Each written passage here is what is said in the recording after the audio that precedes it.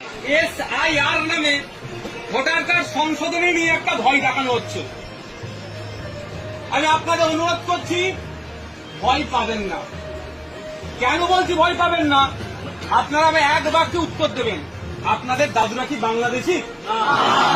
আপনাদের দাদুরা কি পাকিস্তানি?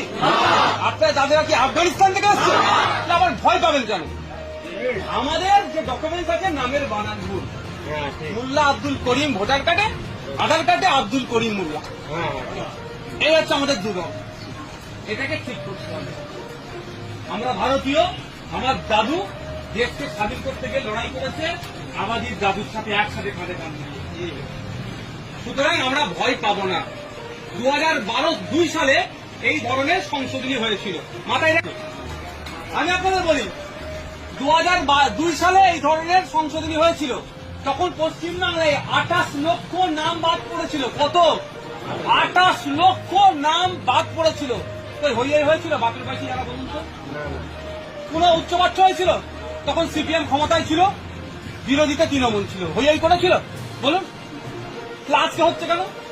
এটা কি আছে? যারা অবৈধ ভোটার, আপনার ভাঙড়েও বাড়ি, আপনার নিউ টাউনে বাড়ি উঠে গেছেন, আপনি এখানেও ভোটার কার্ড করেছেন, নিউ টাউনে করেছেন, একটা ভাই কাটতে হবে তো। আপনি এখানেও থাকেন, দিল্লিতে যেখান যে থাকছেন, তাহলে একটা ভাই কাটতে হবে তো। আপনার দাদু কবে মারা গেছে, আপনার আব্বা মারা গেছে, আপনার মা মারা গেছে, ভোটার লিস্টে নাম উঠে আছে, ভাই ওটা কাটতে হবে। অবৈধ ভোটার, তার জন্য আমরা সহযোগিতা করবো।